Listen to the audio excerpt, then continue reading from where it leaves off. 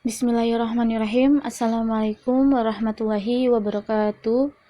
Selamat pagi teman-teman semuanya. Bertemu lagi dengan saya di mata pelajaran PPKN. Untuk pertemuan kali ini kita masih membahas bab 2 mengenai dinamika pelanggaran hukum. Saya harap teman-teman semuanya mendengarkan video ini dengan baik dan bijak agar teman-teman semuanya mudah untuk dipahami ataupun dimengerti. Langsung saja teman-teman ke pembahasan, silakan simak video ini. Nah, teman-teman, langsung saja. Di sini ada kasus pelanggaran hukum yang dimana tentunya teman-teman semua pernah mendengar peristiwa pembunuhan dan juga perampokan yang terjadi di suatu daerah. Teman-teman juga tentunya pernah melihat di televisi seorang pejabat negara ditangkap karena melakukan korupsi. Nah, jadi teman-teman, pembunuhan, perampokan, dan korupsi merupakan sebagian contoh dari pelanggaran hukum. Jadi teman-teman, apa yang dimaksud dari pelanggaran hukum itu dan mengapa terjadi pelanggaran hukum? Nah, di sini kita akan membahasnya. Pertama, mengenai pelanggaran hukum. Pelanggaran hukum merupakan sifatnya melawan, yaitu tindakan seseorang yang tidak sesuai atau bertentangan dengan aturan-aturan yang berlaku. Dengan kata lain, pelanggaran hukum merupakan pengingkaran terhadap kewajiban-kewajiban yang telah ditetapkan oleh peraturan atau hukum yang berlaku. Misalnya, kasus pembunuhan merupakan pengingkaran terhadap kewajiban untuk menghormati hak orang lain. Jadi, pelanggaran hukum itu merupakan bentuk ketidakpatuhan terhadap hukum. Ketidakpatuhan terhadap hukum dapat disebabkan menjadi dua hal, yaitu yang pertama, pelanggaran hukum oleh si pelanggar sudah dianggap sebagai kebiasaan. Dua, hukum yang berlaku sudah tidak sesuai lagi dengan tuntutan kehidupan. Saat ini, kita sering melihat berbagai pelanggaran hukum yang terjadi di negara ini. Hampir setiap hari kita mendapatkan informasi mengenai terjadinya tindakan perlawanan hukum, baik yang dilakukan oleh masyarakat ataupun oleh aparat penegak hukum tersendiri.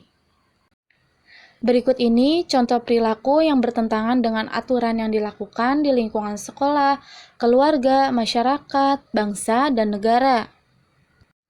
Yang pertama, dalam lingkungan keluarga, diantaranya kita mengabaikan perintah orang tua, mengganggu kakak atau adik yang sedang belajar, ibadah tidak tepat waktu, bangun kesiangan, dan lain sebagainya.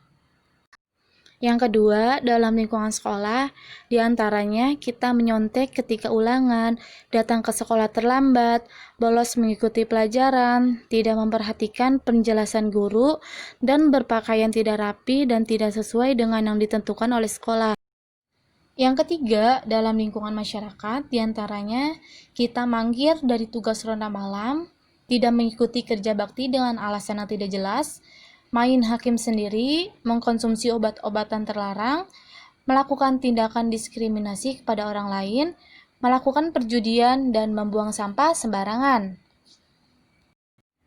Dan yang keempat, dalam lingkungan bangsa dan negara, diantaranya kita tidak memiliki KTP, tidak mematuhi rambu lalu lintas, merusak fasilitas negara dengan sengaja, tidak berpartisipasi pada kegiatan pemilu, melakukan tindakan pidana seperti pembunuhan, perampokan, penggelapan, pengedaran uang palsu, pembajakan karya orang lain, dan lain sebagainya. Nah, itulah semua contoh-contoh perilaku pelanggaran hukum. Dan di sini kita akan membahas mengenai sanksi pelanggaran hukum. Pernahkah teman-teman semuanya melihat seorang wasit sepak bola ragu untuk memberikan kartu peringatan kepada pemainnya yang melakukan pelanggaran? Apakah kartu merah atau kartu kuning yang akan diberikan? Keraguan-raguan wasit itu merupakan satu bukti penegakan sanksi yang tidak tegas. Peristiwa serupa seringkali kita saksikan dalam kehidupan sehari-hari. Misalnya, mengapa supir angkutan kota tidak sungkan-sungkan berhenti menunggu penumpangnya pada tempat yang jelas-jelas dilarang berhenti? Penyebabnya karena petugas tidak tegas menindaknya. Peristiwa seperti itulah yang dibiarkan, lama-kelamaan dianggap hal yang biasa. Dengan kata lain, jika suatu perbuatan dilakukan berulang-ulang, tidak ada sanksi walaupun melanggar aturan, akhirnya perbuatan itu dianggap sebagai norma. Seperti kebiasaan supir angkutan kota tadi, karena perbuatannya tidak ada yang menindak, akhirnya menjadi hal yang biasa saja. Partisipasi dalam perlindungan dan penegakan hukum dari berbagai macam kasus pelanggaran hukum dan memahami sanksi atas pelanggaran hukum yang dilakukan, tentu saja kita yakin bahwa pentingnya perlindungan dan penegakan hukum semakin tinggi. Nah, keyakinan tersebut harus kita buktikan, salah satunya dengan berpartisipasi dalam proses perlindungan dan penegakan hukum. Jadi, wujud dari partisipasi tersebut adalah dengan menampilkan perilaku yang mencerminkan ketaatan atau kepatuhan terhadap hukum. Ketaatan atau kepatuhan terhadap hukum yang berlaku merupakan konsep nyata dalam diri seseorang yang diwujudkan dalam perilaku yang sesuai dengan sistem hukum yang berlaku. Tingkat kepatuhan hukum yang diperlihatkan oleh seseorang warga negara secara langsung menunjukkan tingkat kesadaran hukum yang dimilikinya. Alhamdulillah teman-teman semuanya, pembahasan kita bab 2 sudah selesai. Dari apa yang sudah saya jelaskan, semoga teman-teman semuanya mengerti dan paham. Bila ada yang belum paham, boleh tanyakan saja melalui nomor WA saya atau bisa komen di bawah ini.